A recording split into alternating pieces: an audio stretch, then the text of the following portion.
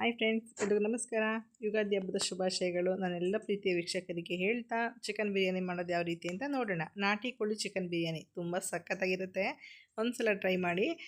ಮಾಮೂಲಿ ಕೋಳಿ ಬಿರಿಯಾನಿ ಕೂಡ ನೀವು ಇದೇ ಮಸಾಲ ಹಾಕಿ ಮಾಡಬಹುದು. ಬಾಯ್ಲರ್ ಕೋಳಿ ಅಥವಾ ಬೇರೆ ಗಿರಿರಾಜ ಕೋಳಿ ಯಾವುದೇ ಇದ್ರೂ ಕೂಡ. ನಾನು ನಾಟಿ ಕೋಳಿ ಚಿಕನ್ ತಂದಾಗ ಸ್ವಲ್ಪ ಸಾಂಬಾರಿಗೆ ಅಂತ ಎತ್ತಿಟ್ಕೊಂಡು ಸ್ವಲ್ಪ ಭಾಗನ ಒಂದು 200-250 ಗ್ರಾಮ್ನಷ್ಟು ಅಥವಾ 1/4 kg ಬಿರಿಯಾನಿಗೆ ಅಂತೇಳಿ ನೆನೆಸಿಟ್ಕೊಳ್ತಾ ಇದ್ದೀನಿ. ಸಾಂಬಾರು ಕೂಡ ತುಂಬಾ ಚೆನ್ನಾಗಿರುತ್ತೆ. ಅದನ್ನು ಕೂಡ ಮಾಡ್ಕೊಳ್ಳಿ. ನಾನಿಲ್ಲಿ ಶುಂಠಿ ಬೆಳ್ಳುಳ್ಳಿ ಪೇಸ್ಟು, ಸ್ವಲ್ಪ ಉಪ್ಪಿನ ಪುಡಿ, ಸ್ವಲ್ಪ ಹಳದಿ ಪುಡಿ, ಸ್ವಲ್ಪ ಮೆಣಸಿನ ಪುಡಿನ ಹಾಕ್ಕೊಂಡು ಮಿಕ್ಸ್ ಮಾಡಿಬಿಟ್ಟು ಅದಕ್ಕೆ ಏನು ಚಿಕನ್ ಬಿರಿಯಾನಿ ಮಾಡೋಕ್ಕೆ ಅಂತ ಎತ್ತಿಟ್ಕೊಂಡಿದ್ದೀನಿ ಆ ಪೀಸ್ಗಳನ್ನ ಹಾಕ್ಕೊಂಡಿದ್ದೀನಿ. ಒಂದು 1/4 kg ಅಥವಾ 300 ಗ್ರಾಮ್ನಷ್ಟು ಪೀಸ್ ಇದೆ. ಇದನ್ನೆಲ್ಲ ಮಿಕ್ಸ್ ಮಾಡಿಬಿಟ್ಟು ಫ್ರಿಜ್ನಲ್ಲಿ ಸ್ಟೋರ್ ಮಾಡ್ಕೊಳ್ತಿದ್ದೀನಿ. ಯಾಕೆಂದರೆ ಈಗ ಸಾಂಬಾರು ಮಾಡಿದಾಗ ಸಾಂಬಾರು ಖಾಲಿ ಆಗಬೇಕು. ಬಿರಿಯಾನಿ ಮಾಡಿದ್ರೆ ತಿನ್ನೋದಕ್ಕೆ ಜನಗಳಿಲ್ಲ. ಹಾಗಾಗಿ ಇದನ್ನೊಂದು 3 ದಿನ ಅಥವಾ 2 ದಿನ ಅಥವಾ ನೀವು ಯಾವಾಗ ಮಾಡ್ತಿರೋ ಆವಾಗ ಒಂದು ಅರ್ಧ ಗಂಟೆನ ನೆನೆಸಿ ಚಿಕನ್ ಬಿರಿಯಾನಿ ಮಾಡಿ ತುಂಬಾ ಚೆನ್ನಾಗಿರುತ್ತೆ.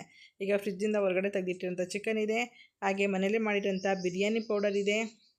ಇದ್ರ ವಿಡಿಯೋ ಕೂಡ ಮಲ್ಲಿಕಾ ಬಿರಿಯಾನಿ ಪೌಡರ್ ಅಂತೇಳಿ ವಿಡಿಯೋ ಅಪ್ಲೋಡ್ ಮಾಡಿದ್ದೀನಿ. ತುಂಬ ಚೆನ್ನಾಗಿದೆ, ಮಾಡ್ಕೊಳ್ಳಿ. ನಂದಷ್ಟೇ ಉಳಿದಿರೋಂಥದ್ದು. ಹಾಗೆ ಒಂದು ಪಲಾವ್, ಒಂದು ಸ್ಟಾರು, ಒಂದು 5 ಲವಂಗ, 2 ಪೀಸ್ ಚಕ್ಕೆ, ಸೋಂಪು, ಮೆಣಸು, ಒಂದು 10 ಕಾಳು, 1-2 ಪಲಾವ್ ಎಲೆ, ನಾಟಿ ಈರುಳ್ಳಿ, ಹಾಗೆ ಈರುಳ್ಳಿ 1 ಗೆಡ್ಡೆಷ್ಟು. ಇದು ಒಗ್ಗರಣೆಗೆ. ಇದು ರುಬ್ಬೋದಕ್ಕೆ 1 ಗೆಡ್ಡೆ ಬೆಳ್ಳುಳ್ಳಿ, ಶುಂಠಿ, 1 ಟೊಮೊಟೊನು, ಪುದೀನ, ಕೊತ್ತಂಬರಿ ಸೊಪ್ಪು, 6 ಹಸಿಮೆಣಸಿನ್ಕಾಯಿ, 1 ಇಡೀ ನಾಟಿ ಈರುಳ್ಳಿ ತೊಗೊಂಡಿದ್ದೀನಿ. ಅಷ್ಟು ರುಬ್ಬೋದಕ್ಕೆ. ಇಷ್ಟೇ ಸಿಂಪಲ್ ಮಸಾಲ. ಈ ಮಸಾಲೆಗೆ ನೀವು ಯಾವುದನ್ನು ಬಿರಿಯಾನಿ ಮಾಡ್ಕೊಳ್ಳಿ, ತುಂಬಾ ಚೆನ್ನಾಗಿರುತ್ತೆ. ಎಗ್ ಬಿರಿಯಾನಿ ಆಗಬಹುದು ಅಥವಾ ವೆಜ್ ಬಿರಿಯಾನಿ ಆಗ್ಬೋದು, ಚಿಕನ್ ಬಿರಿಯಾನಿ ಆಗ್ಬೋದು, ನಾಟಿ ಕೋಳಿ ಬಿರಿಯಾನಿ ಆದರೂ ಪರವಾಗಿಲ್ಲ. ಎಲ್ಲ ಪೇಸ್ಟನ್ನು ಸ್ವಲ್ಪ ನೀರು ಹಾಕಿ ತರಿಯಾಗಿ ರುಬ್ಕೊಂಡಿದ್ದೀನಿ. ಅದು ಸ್ವಲ್ಪ ಬಣ್ಣ ಬದಲಾಗಬಾರ್ದಂತ ಸ್ವಲ್ಪ ಉಪ್ಪು ಹಾಕಿ ಸೈಡ್ಗೆ ಎತ್ತಿಟ್ಕೊಳ್ತಾ ಇದ್ದೀನಿ. ಇಲ್ಲಿ 1 ಪಾವ್ನಷ್ಟು ಅಕ್ಕಿ ತೊಳೆದು ನೆನೆಸಿಟ್ಕೊಳ್ತಾ ಇದ್ದೀನಿ. ಚಿಕನ್ನೆಲ್ಲ ನಾವು ನಾಟಿ ಕೋಳಿ ಆಗಿದ್ದರಿಂದ ಕುಕ್ಕರ್ನಲ್ಲಿ ಕೂಗಿಸಿದ ನಂತರ ನಾವು ಅಕ್ಕಿ ಹಾಕೋದ್ರಿಂದ ಅಲ್ಲಿವರೆಗೂ ಅಕ್ಕಿ ಚೆನ್ನಾಗಿ ನೆಂತ್ಕೊಳ್ಳಿ. ನಾನಿಲ್ಲಿ ಎಣ್ಣೆ ಮತ್ತು ತುಪ್ಪ ಹಾಕ್ಕೊಂಡು ಅದು ಬಿಸಿ ಆದ ನಂತರ ಒಂದು ಪ್ಲೇಟಲ್ಲಿ ತೋರಿಸಿದಂಥ ಎಲ್ಲ ಮಸಾಲೆ ಸಾಮಗ್ರಿಗಳನ್ನ ಇದಕ್ಕೆ ಹಾಕ್ಕೊಂಡು ಈರುಳ್ಳಿ ಚೆನ್ನಾಗಿ ಕೆಂಪುಗಾಗೋವರೆಗೂ ಹುರಿದು ನಂತರ ರುಬ್ಬಿರೋಂಥ ಪೇಸ್ಟ್ ಹಾಕ್ಕೊಳ್ಳೋಣ.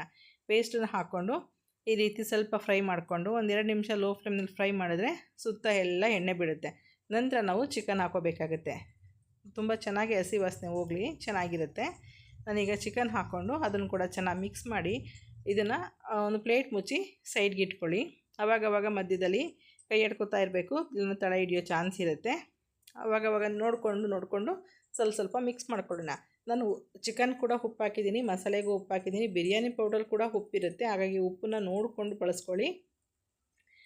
ನೀವು ಎಷ್ಟು ಮಾಡ್ತೀರಾ ಕ್ವಾಂಟಿಟಿ ನೋಡಿಕೊಂಡು ನೀವು ಉಪಯೋಗಿಸ್ಕೋಬೇಕಾಗತ್ತೆ. ನಾನೀಗ ಮಿಕ್ಸಿ ಜಾರೆಲ್ಲ ತೊಳೆದು ಒಂದು 100 ml ಅಷ್ಟು ನೀರನ್ನ ಹಾಕ್ಕೊಂಡಿದ್ದೀನಿ. ಈಗ 1 ಪಾವ್ ಅಕ್ಕಿಗೆ 2 ಪಾವ್ನಷ್ಟು ನೀರನ್ನ ಕಾಯಿಸಿ ಬಿಸಿ ಮಾಡಿ ಹಾಕ್ಕೊಳ್ತಾ ಇದ್ದೀನಿ. ಈಗ 1 ಟೇಬಲ್ ಸ್ಪೂನಷ್ಟು ಮೊಸರು ಹಾಕ್ಕೊಂಡಿದ್ದೀನಿ. ಆವಾಗಲೇ ಎಲ್ಲ ಮಿಕ್ಸ್ ಮಾಡ್ಕೊಂಡು ಚಿಕನ್ ಎಲ್ಲ ಚೆನ್ನಾಗಿ ಫ್ರೈ ಮಾಡಿರೋದ್ರಿಂದ 2 ವಿಸಲ್ ಇದನ್ನು ಕೂಗಿಸ್ಕೊಳ್ಳೋಣ. 2 ವಿಸಲ್ ಸಾಕು. ಬೆಂದಿದೆಯಾ ನೋಡ್ಕೊಳ್ಳಿ. ನಿಮ್ಗೆ ಚಿಕನ್ ಬೆಂದಿಲ್ಲ ಅಂದರೆ ಅಕ್ಕಿ ಎಲ್ಲ ಹಾಕಿದ ನಂತರ ಒಂದು 2 ವಿಸಲ್ ಕೂಗಿಸ್ಕೊಳ್ಳಿ. ನನಗಿಲ್ಲಿ ಚಿಕನ್ ಸಾಫ್ಟಾಗಿ ಬೆಂದಿದೆ, ನಾನಿಲ್ಲಿ ಮತ್ತೆ ವಿಸಲ್ ಕೂಗಿಸಲ್ಲ.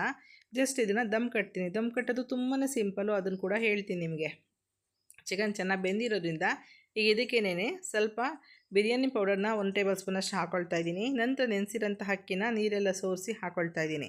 ಚೆನ್ನಾಗಿ ತುಂಬ ಟೇಸ್ಟಿಯಾಗಿರುತ್ತೆ, ಉದುದ್ರಾಗಿ ಕೂಡ ಆಗುತ್ತೆ. ಈಗ ಇದಕ್ಕೇನೆ ಸ್ವಲ್ಪ ಹಳದಿ ಪುಡಿ ಹಾಕ್ಕೊಳ್ತಾ ಇದ್ದೀನಿ.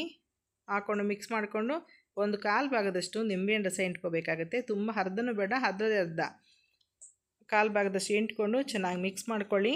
ಮೊಸರು ಕೂಡ 1 ಟೇಬಲ್ ಸ್ಪೂನಷ್ಟು ಹಾಕಿರ್ತೀವಿ. ಕ್ವಾಂಟಿಟಿ ಕಡಿಮೆ ಇದೆ, ಹಾಗಾಗಿ ತುಂಬ ಹುಳಿ ಆದ್ರೂ ಬಿರಿಯಾನಿ ಚೆನ್ನಾಗಿರಲ್ಲ. ಈ ರೀತಿ ಮಿಕ್ಸ್ ಮಾಡಿ ಒಂದು 80% ಚೆನ್ನಾಗಿ ಬೇಯಿಸ್ಕೊಳ್ಳಿ. ನೋಡಿ, 80% ಗೊತ್ತಾಗುತ್ತೆ, ನೀರೆಲ್ಲ ಕಮ್ಮಿಯಾಗಿ ಮೇಲೆಲ್ಲ ಅನ್ನ ತೇಲ್ತಾ ಇರುತ್ತೆ. ಇಷ್ಟಾದ್ರೆ ಸಾಕು. ಮೇಲಿಂದ 1 ಸ್ಪೂನಷ್ಟು ತುಪ್ಪ ಹಾಕಿ ಇದು ಹೆಂಡಾಯಿತು. ಇದಕ್ಕೆ ಮತ್ತೇನು ಬೆರೆಸೋ ಅವಶ್ಯಕತೆ ಇಲ್ಲ. ಜಸ್ಟ್ ಸೈಡಲ್ಲಿರೋ ಅನ್ನ ಎಲ್ಲ ತೆಗೆದಾಕಿ ನೀಟಾಗಿ ರೆಡಿ ಮಾಡಿಕೊಂಡು ಒಂದು ಹಳೆ ಹೆಂಚು ಏನಾದ್ರು ತೊಗೊಂಡು ಸ್ಟವ್ನ ಸಿಮ್ ಮಾಡಿ ನಂತರ ಇದ್ರ ಕ್ಯಾಪ್ ಹಾಕಿ ವಿಸಲ್ ತೆಗೆದುಬಿಡಿ. ಇಲ್ಲಾಂದರೆ ಒಂದು ಪ್ಲೇಟ್ ಮುಚ್ಚಿಬಿಟ್ಟು ಮೇಲೆ ಭಾರವಾಗಿ ಏನಾದರೂ ಇಡಬಹುದು. ಸಿಮ್ಮಲ್ಲಿ 15 ನಿಮಿಷ ಇದನ್ನು ದಮ್ ಕಟ್ಟಿ ಸಿಮ್ಮಲ್ಲೇ ಇರಬೇಕು. ಒಂದು 15 ನಿಮಿಷ ಆದಮೇಲೆ 10 ನಿಮಿಷ ಹಾಗೇ ಬಿಡಿ. ನಂತರ ಓಪನ್ ಮಾಡಿ. ಹಾಗಾಗಿ ಸ್ವಲ್ಪ ಸಮಯ ಜಾಸ್ತಿ ಬೇಕಾಗುತ್ತೆ ಅಷ್ಟೇ. ಒಂದು 10 ನಿಮಿಷ ಬಿಟ್ಟು ನಂತರ ನೀವು ಇದನ್ನು ಜಸ್ಟ್ ಅನ್ನನ ಉಲ್ಟಾ ಸೀದಾ ಮಾಡ್ಕೊಳ್ಳಿ. ತುಪ್ಪನ ಇವಾಗ ಬೇಕಾದ್ರೂ ಕೂಡ ನೀವು ಹಾಕ್ಕೊಳ್ಬಹುದು. ನಾನು ಮೊದಲೇ ತುಪ್ಪ ಹಾಕಿದ್ದೀನಿ. ಎಲ್ಲ ಅನ್ನಕ್ಕೂ ತುಂಬ ಚೆನ್ನಾಗಿ ಪರಿಮಳ ಇರುತ್ತೆ ಅಂಥೇಳಿ. ಎಷ್ಟು ಚೆನ್ನಾಗಿದೆ ಗೊತ್ತಾ ಬಿರಿಯಾನಿ. ತಿಂತಾಯಿದ್ರೆ ಸೈಡ್ಸಲ್ಲಿ ಏನಾದರೂ ಇಟ್ಕೊಂಡಿರೋ ನೆನಪೇ ಬರಲ್ಲ, ಅಷ್ಟೊಂದು ಚೆನ್ನಾಗಿದೆ ಬಿರಿಯಾನಿ ಪೌಡ್ರ್ ಜೊತೆಗೆ.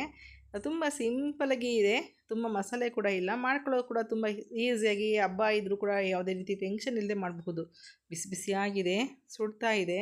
ಹಾಗೆಯೇ ವಿಡಿಯೋ ತೋರ್ಸೋಕ್ಕೆ ಅಂತೇಳಿ ಅದನ್ನು ಹಾಗೆ ವಿಡಿಯೋ ಮಾಡಿದ್ದೀನಿ.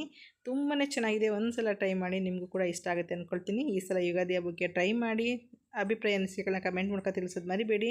ಎಲ್ರಿಗೂ ಯುಗಾದಿ ಹಬ್ಬದ ಶುಭಾಶಯಗಳು ಹೇಳ್ತಾ ನಿಮಗೆ ಈ ವರ್ಷ ಒಳ್ಳೇದು ಮಾಡಲಿ ಅಂತ ಕೇಳ್ಕೊತ ವಿಡಿಯೋ ಮುಗಿಸ್ತಾ ಇದ್ದೀನಿ. Okay, bye, thank you.